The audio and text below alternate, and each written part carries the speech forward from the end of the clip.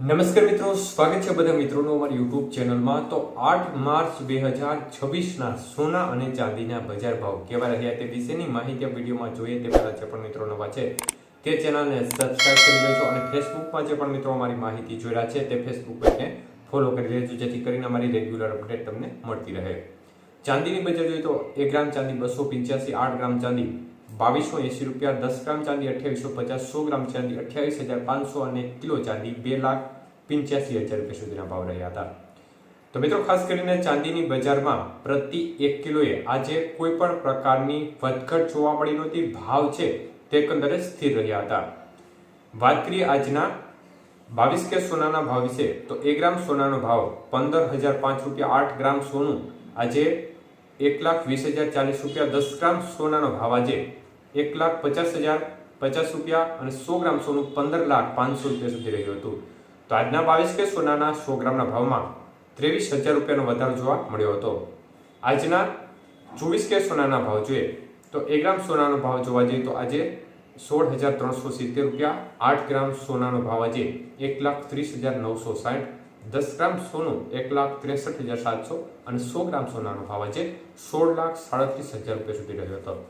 તો આજના 24 કે સોનાના 100 ગ્રામના ભાવની અંદર 25,200 રૂપિયાનો વધારો જોવા મળ્યો હતો। જ્યારે વાત કરીએ આજના 18 કે સોનાના ભાવ છે તો 1 ગ્રામ સોનાનો ભાવ આજે 12,278 રૂપિયા, 8 ગ્રામ સોનાનો ભાવ આજે 98,240 રૂપિયા, 10 ગ્રામ સોનું 1,22,780 અને 100 ગ્રામ સોનું 12,27,800 રૂપિયા સુધીના ભાવ રહ્યા હતા। તો આજે 18 કે સોનાના 100 ગ્રામના ભાવમાં 18,800 રૂપિયાનો વધારો જોવા મળ્યો હતો।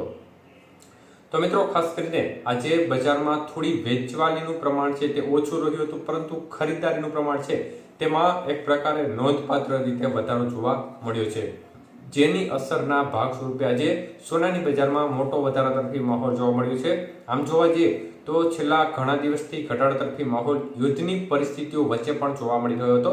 મુખ્ય કારણ એ છે કે ઇમ્પોર્ટ ડ્યુટી છે તે વધુ લાગી રહી હોવાને કારણે જે ઇમ્પોર્ટ છે તેની ઉપર અસર પડી રહી છે, જેના પરિણામે જે લેવડ દેવડ થવી જોઈએ તેમાં નોંધપાત્ર રીતે ખાસ કોઈ મોટી લેવડ દેવડ ના થઈ હોવાને કારણે બજારનું છેલ્લા 6 દિવસથી વલણ છે તે ઘટાડા તરફી જોવા મળી રહ્યું હતું।